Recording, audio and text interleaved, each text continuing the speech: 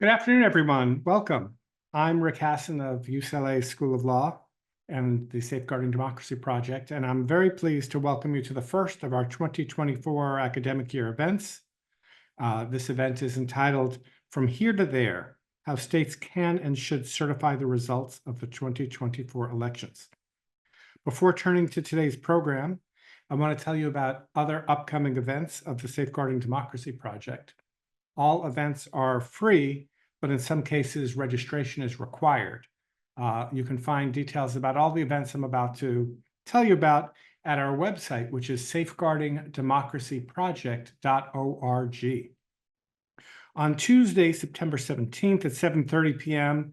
at the UCLA Hammer Museum, we will be holding an event called Democracy and the Risks to the 2024 Elections. The speakers will be Leah Aden, John Fortier, Justin Levitt, and Yoel Roth. I'll be moderating all of the events I'm going to be telling you about. On Tuesday, October 8th at 7:30 p.m. at the UCLA Hammer Museum, we will be holding an event, the United States Electoral College and Fair Elections, with Derek Muller, Amanda Hollis-Brusky, and Joey Fishkin. On Wednesday, October 9th at 12:15 p.m. at the UCLA School of Law and online, we'll be holding an event, Finding Common Ground in Election Law, featuring Lisa Mannheim and Derek Muller. On Tuesday, October 15th at 7:30 p.m. at the UCLA Hammer Museum, we'll hold an event, Are We Ready for a Fair and Legitimate Election? With Larry Diamond, Ben Ginsberg, Rachel Kleinfeld, and Fernita Tolson. And finally, in a very packed schedule before the election, on Monday, October 21st at 12:15 p.m. online only, we'll be hosting a webinar, AI, Social Media, the Information Environment, and the 2024 Elections with Danielle Citron, Brendan Nyhan, and Nate Pursley. Again, for more information about any of these events, go to our website, safeguardingdemocracyproject.org. Most of these events will be recorded and the recordings posted on our website after the event. Today, we turn to the topic of election certification and fair elections with a great group of speakers. And let me introduce them, and then we'll open up the conversation. Ben Berwick leads Protect Democracy's election law and litigation team. In that capacity, he oversees the organization's work to ensure that American elections are free and fair. He has also led several of Protect Democracy's most significant litigation projects, as well as major efforts to ensure the president is not above accountability and that the Department of Justice is not politicized. He is a lecturer at Harvard Law School, where he co-teaches the Democracy and Rule of Law Clinic. Before joining Protect Democracy, he worked for the Civil Division of the United States Department of Justice. Lauren Miller Karalunas serves as counsel in the Brennan Center's Democracy Program, where she focuses on voting rights, election interference, and the program's constitutional litigation and jurisprudential initiatives. Prior to joining the Brennan Center, she litigated civil rights cases in private practice. She's been a public rights fellow and a special assistant state's attorney in the Cook County State's Attorney's Office. Professor Michael Morley joined Florida State University College of Law in 2018 and teaches and writes in the area of election law, constitutional law, remedies, and federal courts. His research focuses on election emergencies, the constitutional right to vote, the Electoral Count Act, and the equitable powers of the federal courts. He's an elected member of the American Law Institute and serves as an advisor on the ALI Restatement of Torts Remedies project. Welcome to you all. Thank you for joining. And I want to say before I turn to my questions that for audience members who are watching live on Zoom who have questions, you may submit your questions using the Q&A box, and I will try to get to those at the beginning of, at the end of this program. The topic of certification might seem a little dry. It's something that I don't think many of us, even in the election law field, thought much about before 2020, but it rose to attention in the aftermath of the 2020 election when there were questions about whether election results in Michigan and elsewhere would be certified. The issue rose up again in 2022 and now in Georgia, thanks to some recent contemplated action of the Georgia Elections Board. This is a topic I feel like I need to get up to speed on, and so I thought, what could be better than bringing together three experts who really know this stuff inside and out? And so I'm going to start with you, Ben, and start with a very basic question, which is, what is certification? And why is it something that nobody used to talk about? In other words, how did we get to this place? Yeah, thanks, Rick. And it's nice to be here with you today. So to start from the beginning, after the voters go to the polls and cast their votes, there's a process to make sure that every valid ballot is counted. And that process is generally known as the canvass. And certification is a step that ends the canvass. It's basically a declaration that the results are official. And the precise details and terminology differ somewhat from state to state. But the bottom line is that in every state, certification happens after a robust process to tabulate and verify the results. And that involves far more than just simply counting the ballots. It includes steps like reconciling the vote totals with the number of voters who cast a ballot across all methods of voting, verifying the chain of custody for ballots and voting machines, verifying the validity of all ballots, including things like signature verification for mail-in ballots, and adjudicating provisional ballots. In some states, post-election audits happen during the canvass process and before certification. And in addition to that, depending on the election, canvassing and certification might happen at multiple levels. So for example, for the upcoming presidential election, in most states, each county will conduct a canvass, and then the county certifying body, like a county election board, will certify the results for the county. And those certified results from each county will then be sent up the chain to state officials who conduct the state canvass and certify the statewide results. So the bottom line is that by the time we get to certification, the results have been checked and rechecked multiple times. And that's not to say that issues will never arise, given the scale of election administration in this country and how many different jurisdictions are involved. It's inevitable there will be some errors or mistakes. There are in every election. The purpose of the canvass is to identify and resolve those issues in the first instance. Furthermore, should a candidate or voters believe that there are issues that were not resolved during the canvass, every state provides mechanisms for addressing those issues, including recounts, election contests, or other legal challenges, and post-certification audits. So the bottom line is that certification is a small part of a process with multiple layers of checks and balances. And the role of the certifying authority is simply to affirm that the canvass has been completed and that the results are official. If I might use a sports analogy, you can think of the certifying authority as the scorekeeper in a football game. And the scorekeeper's sole job is to make sure that the number of points for each team add up correctly so that we know who the winner is. It's the referee, not the scorekeeper, who is responsible for enforcing the rules of the game. And at the end of the game, the scorekeeper doesn't go back and say, I don't think that touchdown should have counted because there was a holding penalty that should have been called on the play. That's just not the scorekeeper's job. So given certification's limited role, it's not hard to see why, as you said, for a long time, it really flew under the radar as a little noticed part of the process. But that started to change in 2020 when election-related conspiracy theories spread by then President Trump and his allies caused some sympathetic partisan officials to treat certification as a tool or a lever that they could use to disrupt the post-election process if they didn't like the results. The most notable example from 2020, which you mentioned, was the Wayne County, Michigan Board of Canvassers, where 2 of the 4 board members initially refused to certify.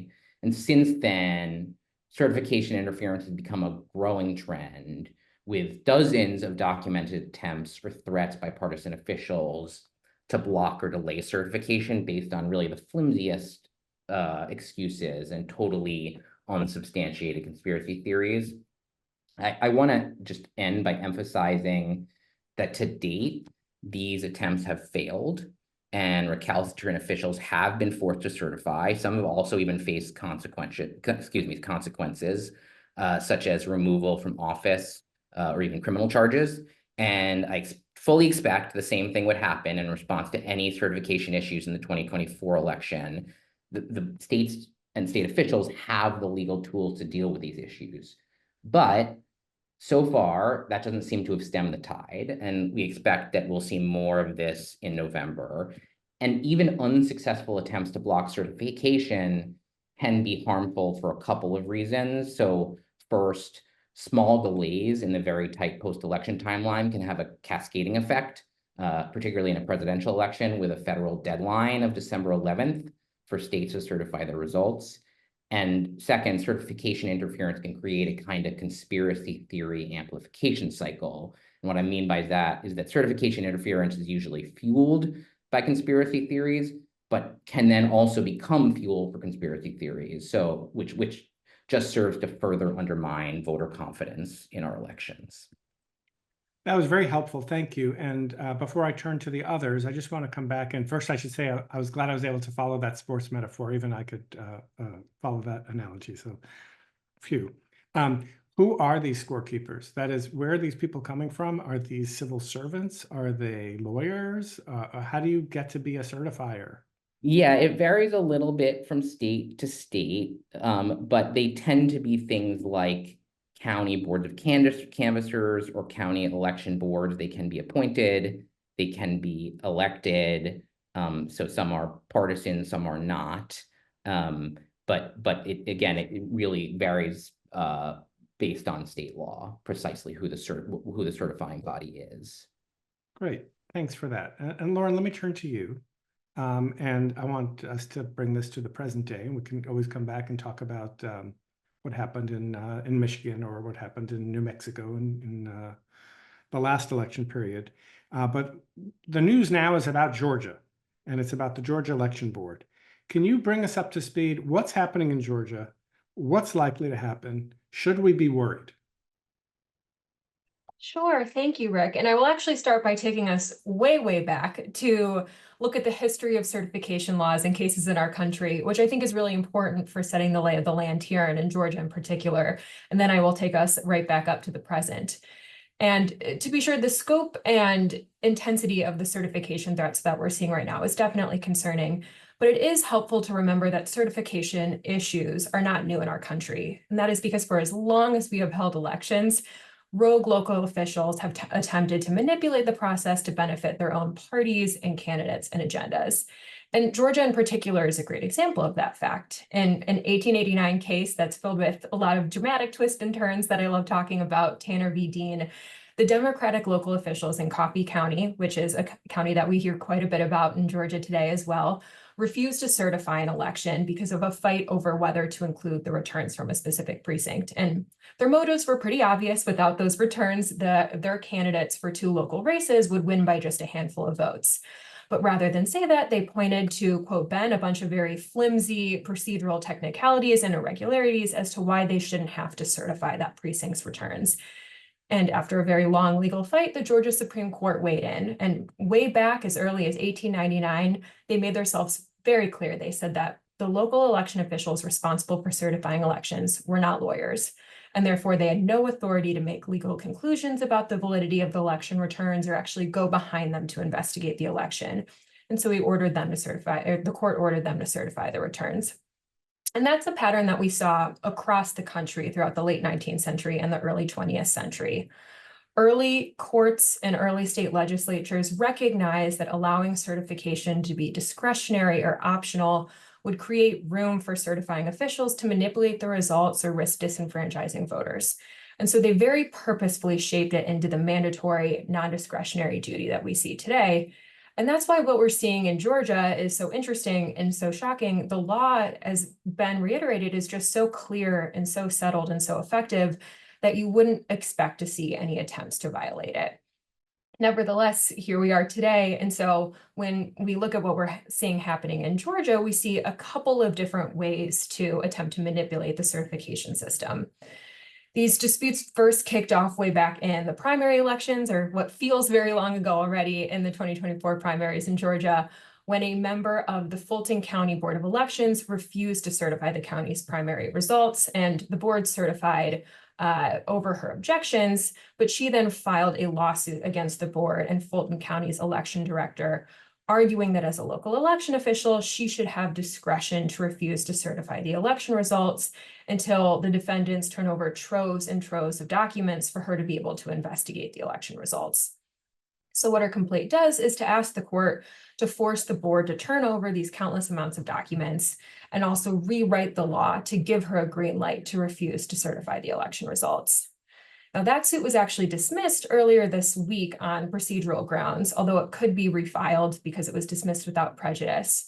And I will say that we filed an amicus brief in that case, along with Protect Democracy, which is definitely worth checking out if you'd like to know more about it.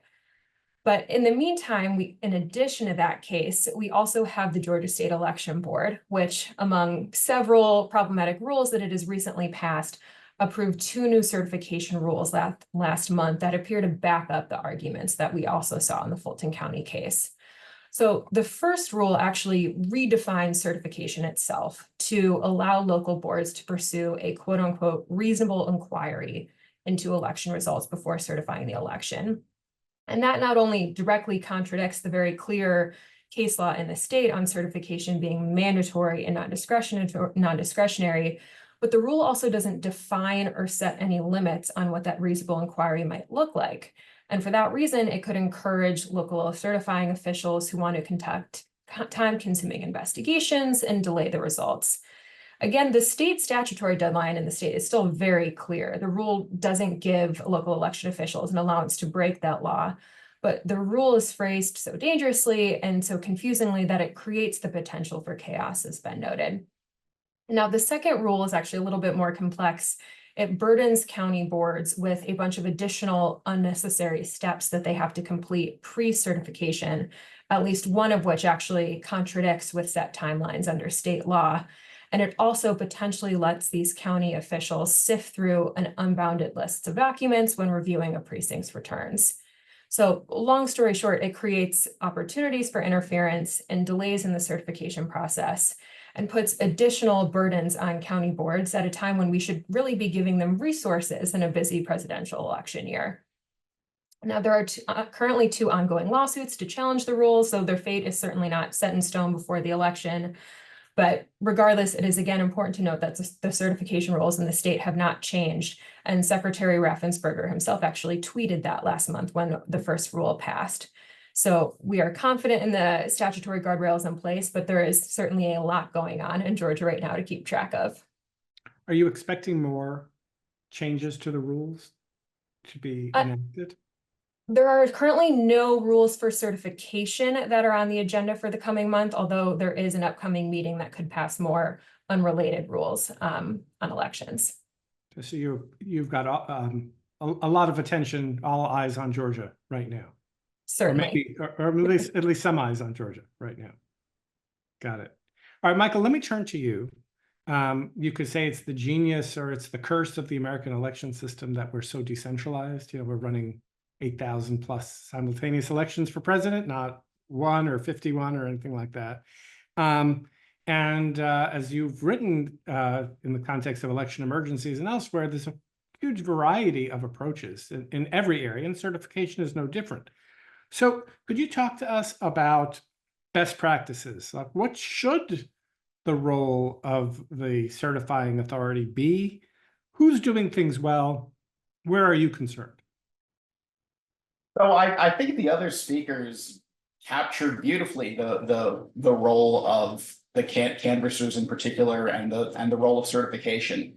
One of the big disparities that you see among states is between what I call early certifying states versus late certifying states. And that's really just a question of when does certification occur relative to recounts and election contests. Some states say you bring your recounts and election contests after results have been certified. So it's better to think of that in those jurisdictions as they've been initially certified.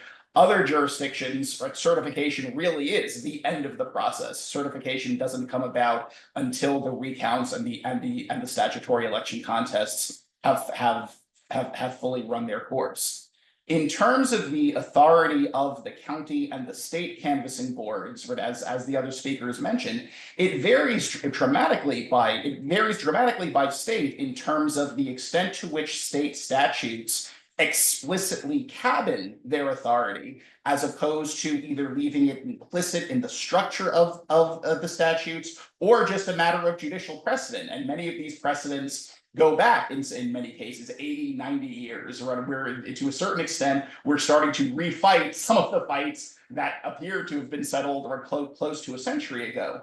The biggest theme with regard to canvassing, and you've heard this word come up repeatedly, right? Non-discretionary ministerial function, right? The point of the canvass isn't to determine whether there's legal disagreements with how the election was conducted, isn't to consider extrinsic evidence concerning the conduct of the election. There are statutory election contests in most states have statutes, even with regard to presidential elections, laying out the particular body that's responsible for being able to hear those types of complaints, laying out procedures for being able to bring that sort of evidence. Canvassers are overstepping their authority to the extent that they purport to be entertaining these sorts of concerns on their own. When we talk about the role of a county canvasser, it really is to make sure they have aggregated the results from each polling place, that they've aggregated the results from vote by mail ballots. Many jurisdictions will allow county canvassers to determine disputes concerning provisional ballots. So to the extent there is some degree of judgment, it really, for those jurisdictions that empower the county canvassing board to handle provisional ballots, that would really be the only place it comes in on a ballot by ballot basis. And even then, it tends to be objective questions. Did the voter come back to show you their ID? Did the voter come back to bring bring a matching signature or to bring their registration card? Something along those lines. In terms of states that are doing it right, at the risk of being biased, I would point you toward Florida, where Florida explicitly cabins the authority of its state election board, saying on the one hand, if there are results that appear to be irregular or false, the commission is unable to determine the proper measure. The commission doesn't include them. However, they're not allowed to go beyond the results. So the commission isn't allowed to say, oh, I'm surprised such and such candidate won this county. Let's stop everything and go hold an investigation.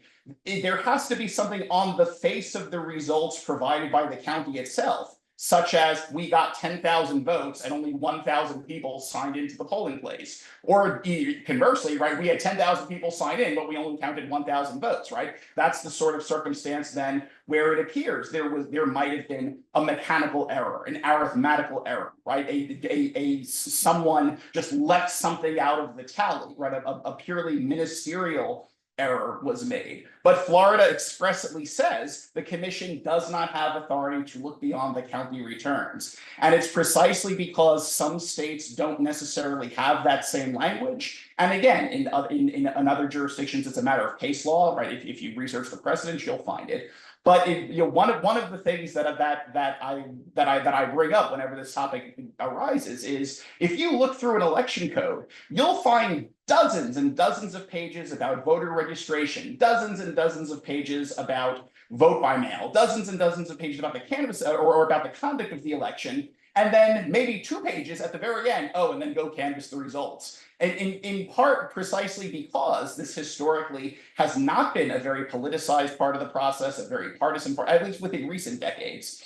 It has not been a particularly partisan part of the process. The same sorts of safeguards that you see built into other steps of the election process sometimes just haven't been put into state law and there hadn't been a need for it precisely because canvassers hadn't overstepped the traditional bounds of their authority, and the canvassing provisions of the statutes almost come across as a brief, perhaps too brief, afterthought. So I would encourage states after the election, right, as we look toward new elections, I would encourage states to take a hard look at the canvassing provisions of the election code to ensure that to eliminate the possibility of after the fact questions or after the fact doubts, just to explicitly put in those limitations on canvassers' authority and to carefully distinguish the canvass from post-election litigation and post-election challenges, where there is a broader opportunity to traverse the initial results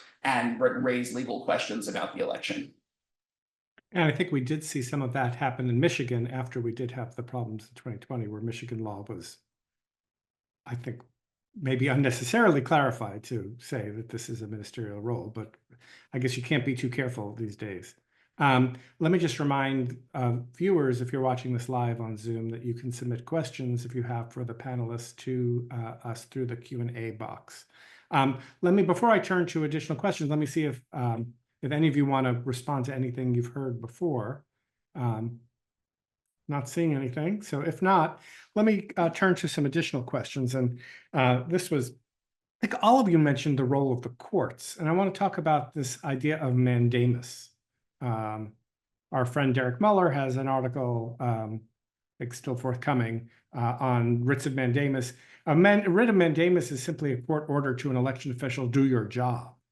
And I'm just wondering if that process, looking at what happened, say, in Michigan, looking at what happened in Otero County, New Mexico in 2022, I think there was also an issue in Nevada. If that process works and works quickly enough, given the very compressed time frame of a presidential election. Just to give a sense here, it's basically you've got 5 weeks, I think, to try to get everything done, and that could include a recount, as some of you mentioned, a election contest, federal litigation, state litigation. There's a deadline in a way that there's not for any other offices. So for the presidential election, things are uniquely contracted. And I'm going to want to come back and talk about the Electoral Count Reform Act and how that might fit into things. But let's just talk about mandamus. Does it work well? Lauren, let me start with you on that question. Sure. So when it comes to certification enforcement mechanisms, states generally fall into one of two buckets. They might fall into the first bucket if they have specific state statutory mechanisms to enforce certification. And that's certainly ideal because, as you mentioned, Rick, there are tight deadlines and it can be quicker. So Michigan is a great example. If a county board refuses to certify an election, state law actually gives Michigan state officials the authority to come in, intervene, and certify the election so there are no problems. Now, some states don't have that, and they fall into the predominant category, which is mandamus proceedings. And as Michael mentioned, you need a ministerial duty if you are having a mandamus proceeding in order to enforce an order for a local official to complete it. Now, it is very clear in state laws across the country that certification is one of those ministerial duties. An interesting question becomes who can actually bring that order. In many states, it can be an aggrieved candidate. It can be a state official like the Secretary of State whose own duties are impacted by a refusal to certify. Or in some states, it can actually be a voter themselves. New Mexico, for example, has a statute that allows a voter to bring a mandamus action in the state trial court. Now, those cases so far have been extraordinarily effective. We've seen 2 orders out of Cochise County in 2022 and also in New Mexico in 2022, where courts were able to very swiftly get a court order out. We also saw earlier this year, after a dispute in Washoe County, Nevada, state officials were able to file a mandamus action in the Supreme Court, and just the act of filing that mandamus action compelled the county board to certify the election. So far, they have been very effective, but as you said, we were working with tight timelines, so swiftness is really the operative word here. Ben? Yeah, I mean, the one, I agree with everything Lauren said. I think when I said that states and state officials have tools to really force certification, to deal with certification interference, mandamus was the first thing on at the top of my mind. And yes, it has been really effective so far. The one thing I'll add to what Lauren said is that because of the extremely tight timeline for post-election processes and the need for the presidential election, at least, to be certified by December 11th under federal law, it's really important that courts recognize that they have to impose extremely tight deadlines and they have to act very quickly in these cases. And you know, I was really encouraged to see recently the Pennsylvania Supreme Court release a general order essentially changing its own deadlines to impose much tighter deadlines for litigation, specifically post-election related litigation. I think that's great. I think other courts should follow suit. But even if they're not going to adopt sort of general orders or general rules, they need to, in specific cases, make sure that those cases are moving fast enough to resolve these issues in time for the state to meet their certification deadlines. Michael, let me turn to you because I think you are well steeped in both the original Electoral Count Act and the Electoral Count Reform Act, which has, I mean, what is this? These are the rules that dictate how Congress receives electoral college votes and eventually counts those votes. And so time is of the essence. Ben referred to the December 11th date. We're familiar with January 6th. Is there anything in the ECRA that speaks to the issue of timing and certification in a way that's different than where things were in 2020? Well, one of the main reforms of the ECRA is to create, in effect, a federal cause of action that if state officials refuse to certify election results, that candidates can go to federal court in order to compel that. Whether or not that state remedies were enough. I certainly think that the Michigan statutory remedy is quite frankly the best case scenario, to have the legislature specifically, rather than having to rely on mandamus, rather than having to rely on a federal cause of action, having the legislature specifically create that type of a cause of action, I think is again, right after the election is over, as states are looking to reform their rules. Definitely something that is worth considering. But so the ECRA creates this federal backstop that if for whatever reason, if a state has some sort of if a particular state has an obscure technical mandamus requirement, and as a remedy scholar, Rick, you're certainly well steeped in some of the potential roadblocks that could come up when seeking a writ. At the very least, candidates do have this federal backstop that they could go to federal court to seek an order to ensure that state officials can't just simply prevent certification of results for an opposing candidate.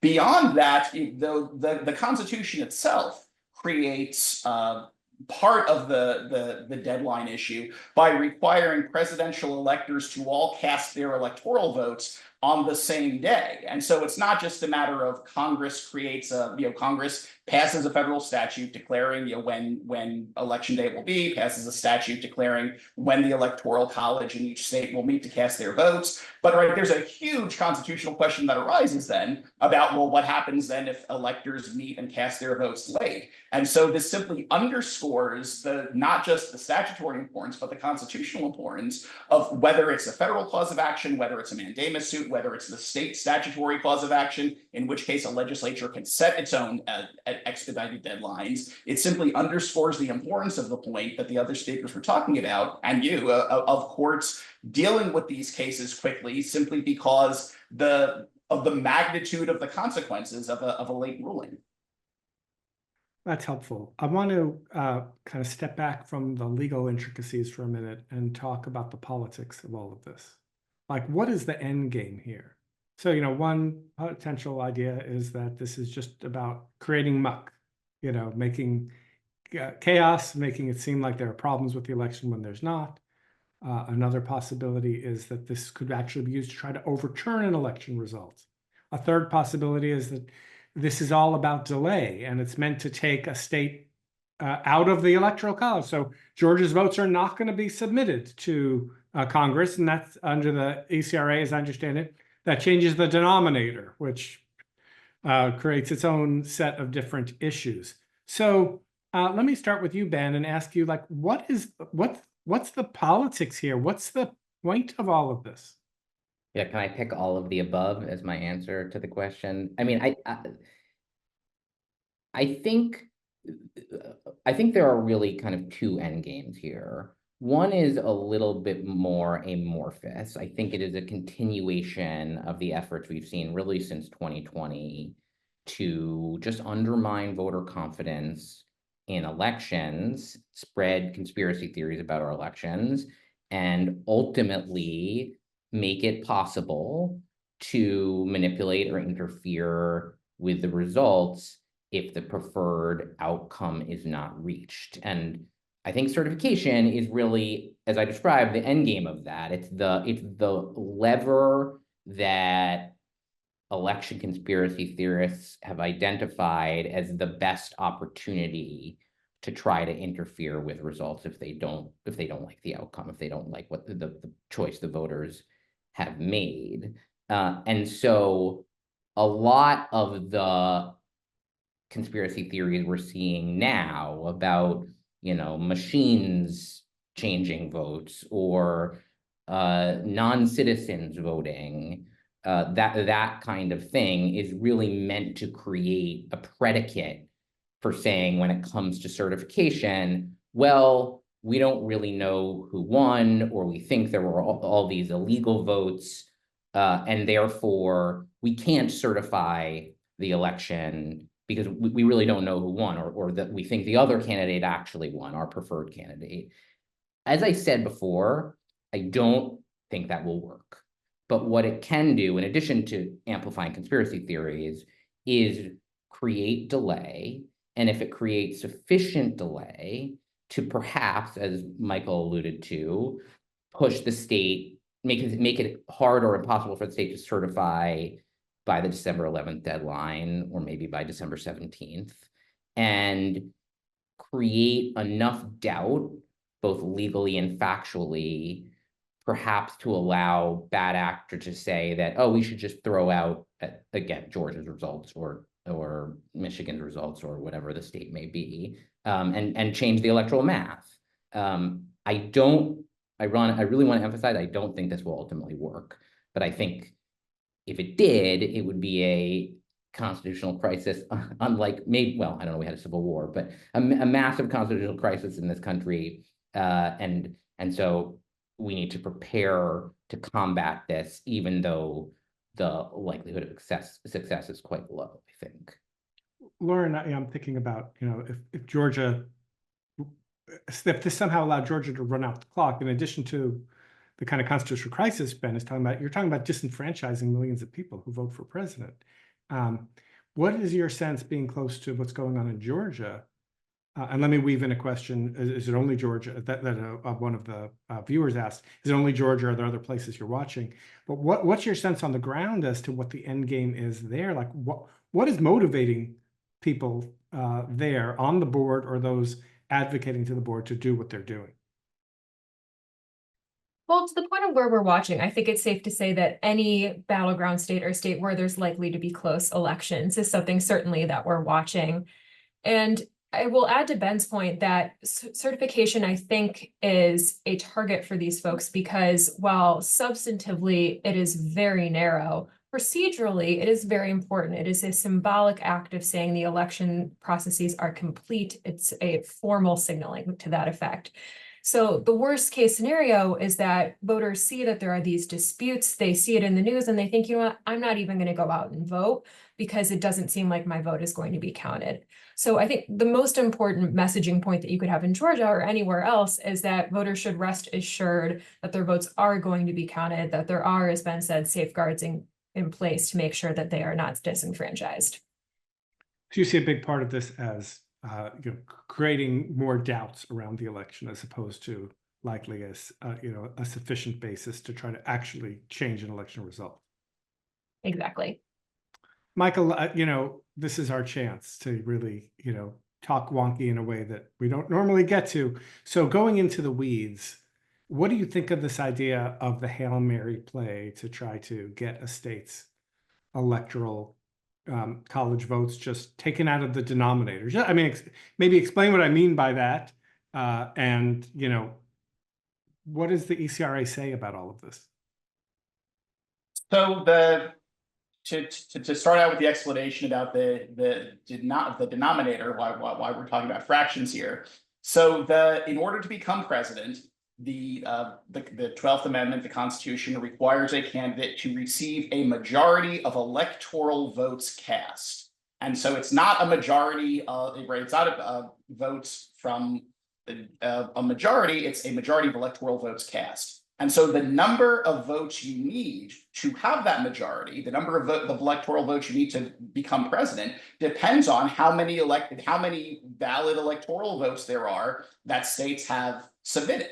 And so if a state simply fails to submit electoral votes, that affects that, by definition, that decreases the number of electoral votes that are cast, and in turn then will decrease the number of electoral votes that you need to become president. So it's not just, so in part, there's when electoral votes are at play, when there's a question as to whether canvassers, a canvassing board are going to refuse to certify or going to preclude electoral votes from being submitted, it's not just a matter of, oh, you're keeping some of your opponent's electoral votes out, you're preventing your political opponent's electoral votes from being counted. You're also at the same time simultaneously changing the number of votes that's necessary to constitute a majority of the electoral college.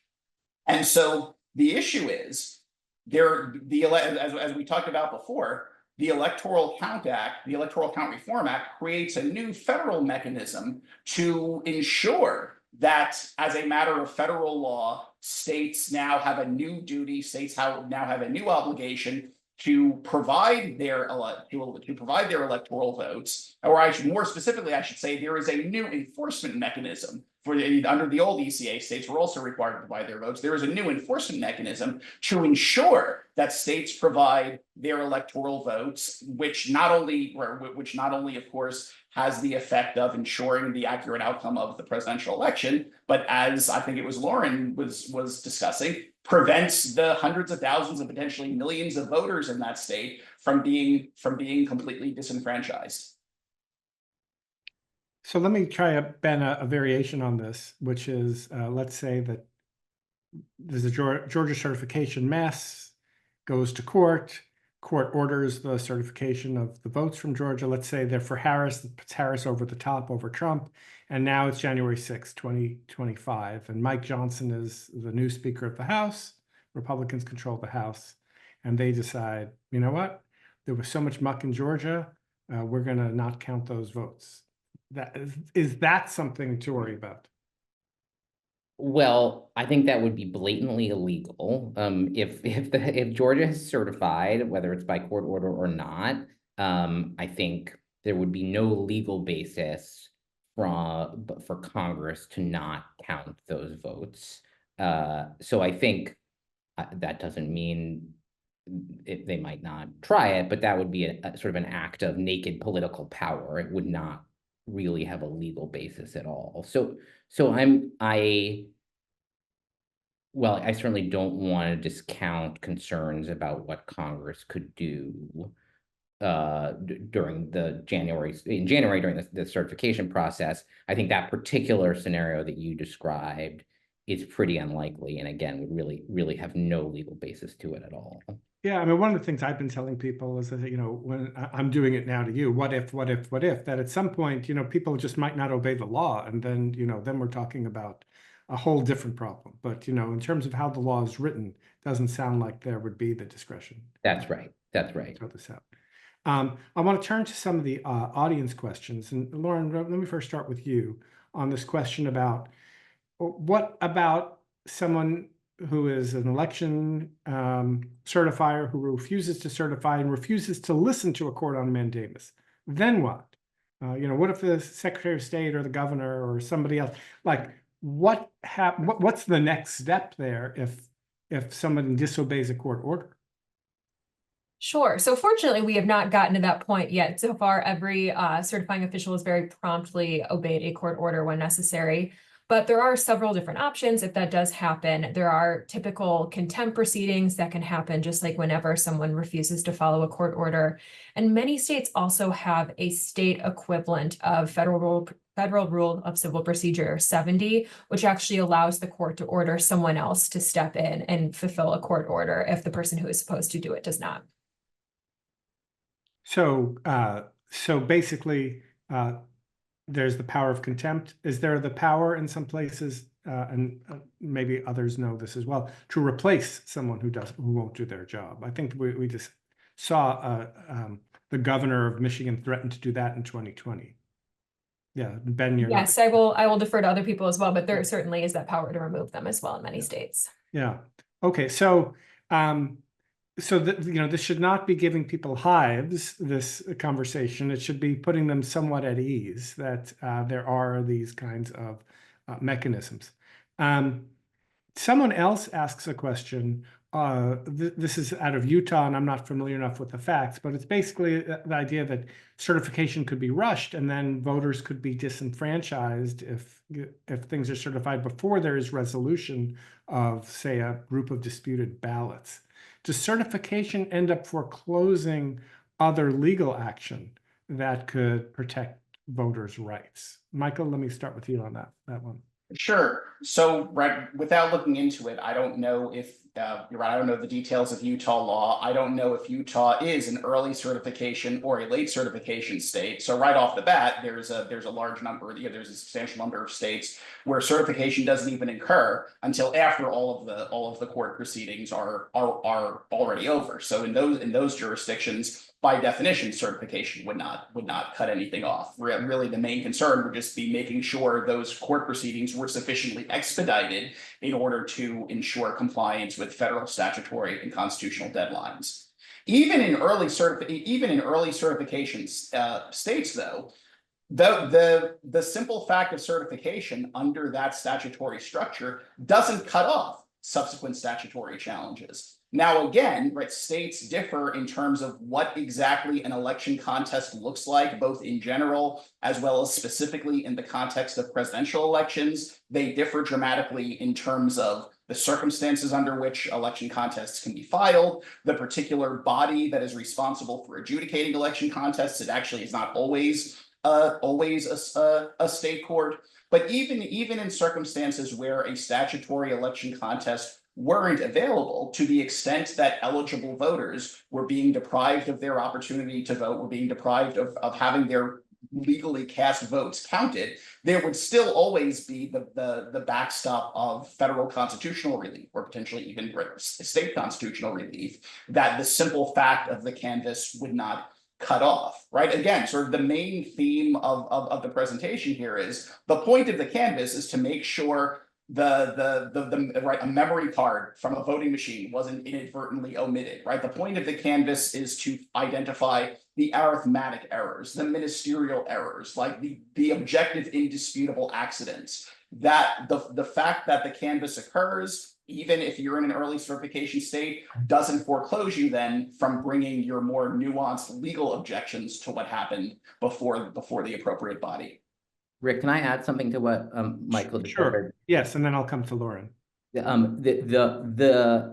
I want to emphasize the point in these sort of early certification states that have then post-election processes like election contests and recounts, and Georgia being one of them. The irony is the certification authorities who are refusing to certify and delaying that process are preventing the state from getting to the mechanisms that are supposed to address any issues. So in some ways, it's totally nonsensical to refuse to certify, because in those states, the way to resolve the problems that these people claim have happened is through those post-certification processes.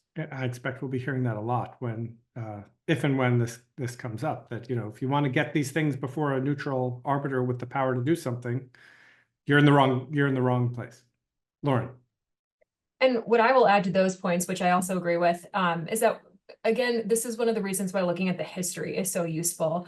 Our case law in states across the country is replete with examples of exactly this, where there may be innocuous situations where someone didn't want to certify because it was a early territory and they were confused with the voting process, and maybe there were more votes than actual voters and it was due to a counting error.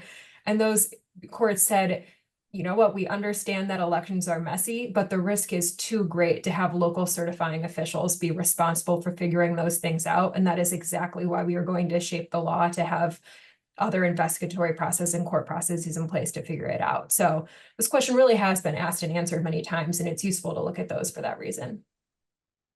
Okay, well, we're getting close to the end of the time. I want to just ask each of you, because I get this question all the time. The generic is, what can the average person do about risks to our elections? But I want to make it a little more specific here. What, if anything, like, protect democracies out there, Brennan Center's out there. Professors are writing their analyses, maybe filing amicus briefs. Like, what can the average person do, if anything, about these certification processes on the local and state level? Let me start with you, Ben. Yeah, so I think my main answer to that question is support election officials. Election officials, the vast majority of them want to do the right thing and want to do their duty, are just interested in doing their jobs well. And they're facing an enormous amount of pressure in this hyper polarized environment. They are under-resourced. Some of them are facing threats, as the Brennan Center has documented really well. And so I think supporting election officials is the main advice I would have, and maybe getting a little more specific than that as it relates to certification.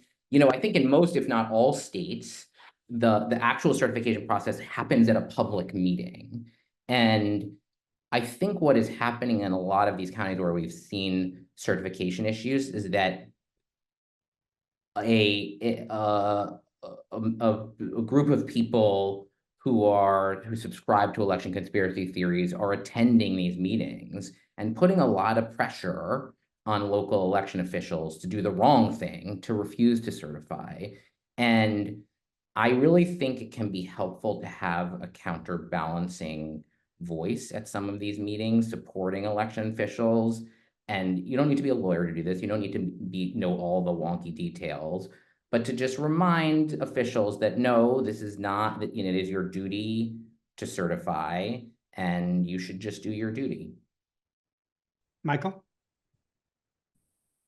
I absolutely agree. Go to the canvas. Go to the county canvas. Observe the county canvas. First of all, it's just a great opportunity to learn more about the electoral system, to understand more about a historically largely overlooked aspect of the electoral system. And yes, right, to the extent there is pressure being brought on election officials to disenfranchise people in the county, or to just exceed the bounds of their authority, to delay, to entertain like baseless conspiracy type concerns, to speak out against that. You know, after the election cycle is over, I'd also encourage you, write your legislator, right? Encourage your legislator to take a look at the canvassing part of the election code, right? To create, and again, you don't necessarily need to get too much into the weeds there, but to the extent state laws vary, but to the extent it would be helpful to put even more explicit, right, clearer bounds on the scope of the canvasser's authority, right? Perhaps allow a candidate to sue if a canvassing board fails to do its duty, right? For alleviating even the need to have to go down the mandamus route. But I definitely think that the easiest thing is go to the canvas. Lauren, I'll give you the last word. And I could not agree with those thoughts more, and will also echo to Ben's point that it is not too late in many states to sign up to be a poll worker or a poll watcher yourself. That is another great opportunity to be a countervailing force of reasonableness in the face of some of these disputes. And just to witness what's going on. And I mean, sometimes a percipient witness to what's going on. That is, you know, someone who can actually say, no, I was there. Nobody was walking in with bags full of ballots at the last minute or something like that. Well, Ben Berwick, Michael Morley, Lauren Miller, Karalunas, thank you all. This was very educational to me, and I'm sure that those who joined learned a lot as well. Thank you all. We'll be back with you on the 17th of September for an event at the UCLA Hammer Museum. That one will not be webcast live, but the recording will be made available a few days after the event. Thank you all. See you again soon. Bye-bye.